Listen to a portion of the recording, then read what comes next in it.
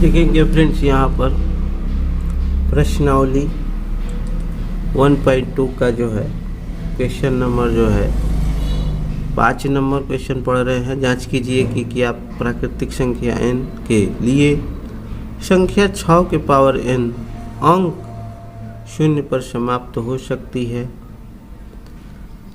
तो ऐसे प्रश्न जो है शून्य पर समाप्त होने वाले जो है प्रश्न हैं, परीक्षा में ऐसे प्रश्न कम ही आते हैं, लेकिन प्रश्नावली में है तो पढ़ना ही है। तो ये कह रहा है शून्य पर जो है शून्य पर समाप्त होना है, चाहे यहाँ कोई भी अंक हो, 6 के पावर n हो, 4 के पावर n का एक उदाहरण दिया है, वो भी हो सकता है, बता दूंगा। सेम वैसे ही इसको भी करना है या इसको भी ऐसे उसी की तरह करना है।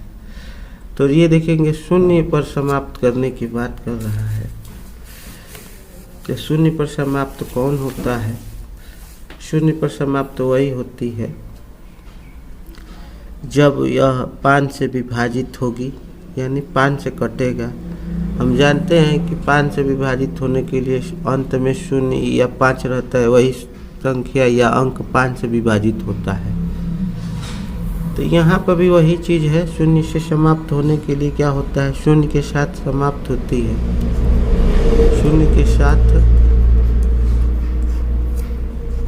समाप्त होती है।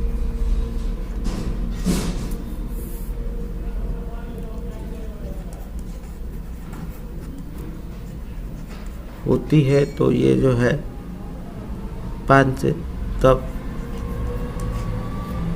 यह 5 से क्या होगा, विभाजित होगा। 5 से जो है विभाजित होगी, ठीक है, विभाजित होगी या होनी चाहिए। चलिए, तो ऐसे भी जो है दिया हुआ है होनी चाहिए। इसी तरह के एग्जाम्पल भी दिया है सेम इसी तरह का, यानी कि जो है 6 के जो अगर करते हैं हम यहाँ पर 6 के पावर n, यानी 6 को तोड़ेंगे तो 2 गुणे 3 का पावर n होगा। तो हमारे पास देख रहे हैं 2 ही है और 3 ही है, तो हम इसका भाज्य गुणनखंड कर रहे हैं। तो हमको क्या क्या मिल रहा है, 2 और 3 मिल रहे हैं। तो 6 के पावर जो है n के अभाज्य गुणनखंडों में 5 अभाज्य गुणनखंड संख्या है, ठीक है। 5 क्या हो जाएगा, अभाज्य गुणनखंड संख्या। तो ये सब चीज़ लिखना पड़ेगा, जो कि यह संभव नहीं है क्योंकि 6 के ये 2 3 जो है अभाज्य। तो ये एक नियम है अंकगणित के मूलभूत प्रमेय की अद्वितीयता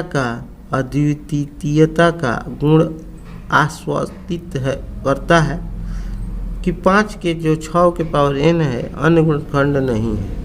इसलिए प्राकृतिक संख्या n का कोई भी मान ऐसा नहीं है जिसके लिए 6 के पावर अंक शून्य पर समाप्त हो, ठीक है। तो यही चीज़ें जो है 4 के पावर n पर भी लागू होता है। तो ये सब चीज़ें जो है एक साथ लिख